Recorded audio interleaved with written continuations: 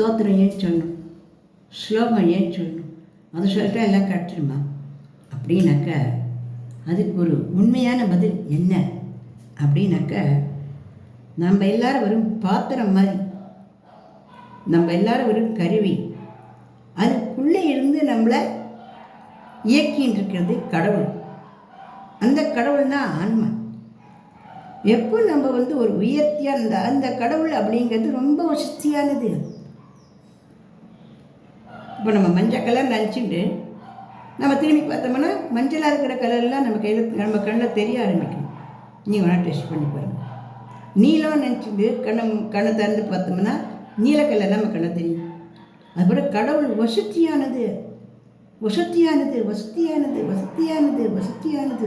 அசாய சூரான பாயசாகசா அப்படி நம்ம கடவுளை புகழ்ந்து பாட பாட பாட நாம்ளும் வசந்துட்டே போவோம்.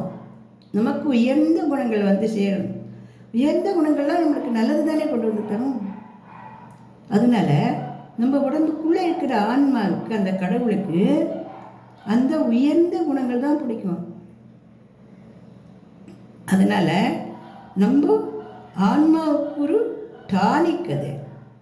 நம்ம உடம்புக்கு இப்படி ஏதான பி காம்ப்ளெக்ஸ் பண்ணணும், டி காம்ப்ளெக்ஸ் பண்ணணும் கரைச்சி குடிக்கிறோமோ, அந்த மாதிரி நம்ம ஆன்மாவுக்கு உண்டான ஒரு மருந்து அது.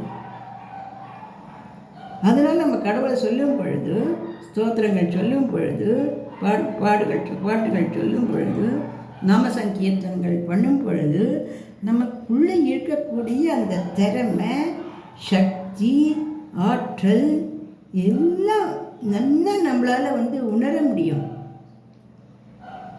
அதை உணர்ந்து நம்ம செயல்படும் பொழுது நம்மக்கிட்ட முயற்சி, நம்பிக்கை, தெய்வ நம்பிக்கை, ஆற்றல் எல்லாம் அதிகமாகும்.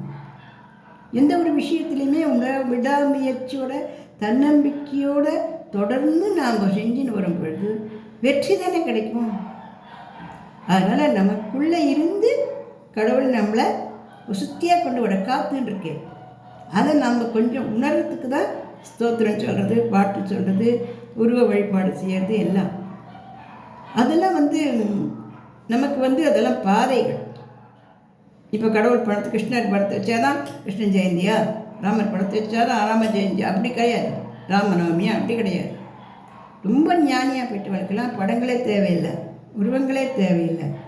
அவள் நினச்சாலே அவளுக்கு என்ன ஆகும், அந்த பக்தியும், அந்த ஆச்சரியமும், அந்த திறமைகளும், அந்த சக்திகளும் அவளுக்குலேருந்து வெளிப்படும். அந்த சக்தி மூலம் அவள் நம்மளை ஆசீர்வாதம் பண்ணாக்க நமக்கு வேண்டிய எல்லா நன்மைகளும் நமக்கு கிடைக்கும். மகா பெரியவா அப்படின்னு அவ்வளோ கும்பல் நடுவில் அவளை கிட்ட போய் சேர்க்க முடியாட்டா கூட, நம்ம எங்கேயோ ஒரு கும்பலில் ஒரு வார்த்தையில் நின்றுட்டு இருந்தால் கூட அவளுடைய அந்த பக்தியும், அந்த கருணையும், அந்த அருள் பார்வையும் நமக்கும் கிடைக்கும்.